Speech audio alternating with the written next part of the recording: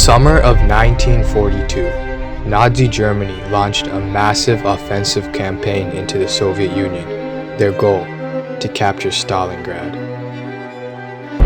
What followed was the bloodiest battle of World War II.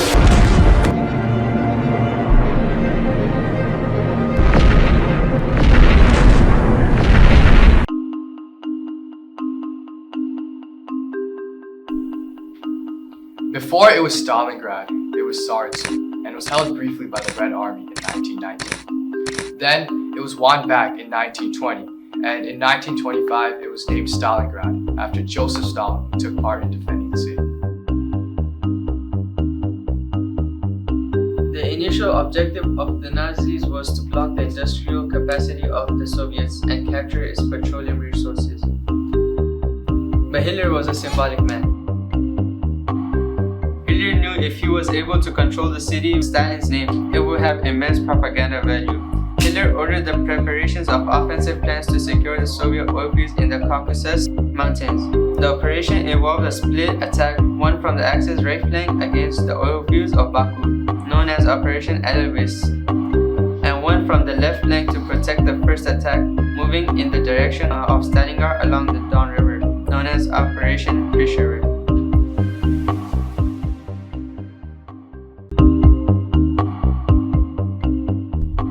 The Soviets weren't expecting Hitler to attack Stalingrad in the summer program of 1942.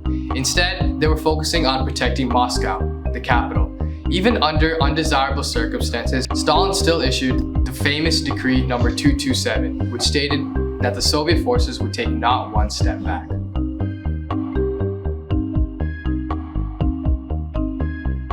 When the German army reached Stalingrad in the late August of 1942, the bombers reduced much of the city to rubble in a matter of few days. What they didn't anticipate was the harsh weather of the Caucasus and how the rubble would be very strategic for the Soviet defenders. The Soviets fought hidden in the rubble and fought for every single building, as Stalin's Order 227 proved to be a deadly decision. Most of combat was very close combat, where German and Soviet armies might have been fighting in the same room. This is when the Soviets realized that there was no point in defending the inner part of the city, so Operation Uranus was implemented. It involved encircling the entirety of Stalingrad, trapping around 300,000 Axis soldiers.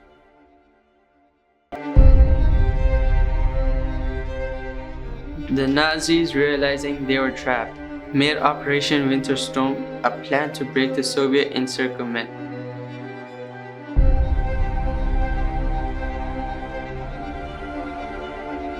However, they failed, and on December 24, 1942, were back to where they started. When realizing all hopes was lost, a plan Operation Thunderclap was introduced for the German forces to retreat. However, Hitler, hell-bent on staying in Stalingrad, vetoed the plan and the Nazis stayed trapped. Hitler forced the trapped German armies to fight to the death. But with Soviet armies closing in as part of Operation Rig, the situation was hopeless. The 6th Army was surrounded by 7 Soviet armies. On February 2nd, the last of 91,000 frozen starving men, all that was left of Axis armies, surrendered to the Soviets. Stalingrad was a brutal testing ground for some of the most fearsome tanks in World War II. On one side, the Germans rolled out their formidable Panzerkampfwagen 3 and Panzerkampfwagen 4 tanks, mechanized monsters designed to tear through Soviet defenses with devastating firepower. But the Germans didn't have it all their way. The Soviets, with their T-34-76 medium tanks, showed they were more than a match. Those tanks were the backbone of the Red Army, boasting a sloped armor that could deflect most German shells and a 76.2mm gun that could punch through enemy tanks at a range. The total death count of the Battle of Stalingrad was between 1.7 to 2 million people. The battle was devastating, but it was vital in the eventual victory of the Allied forces of World War II.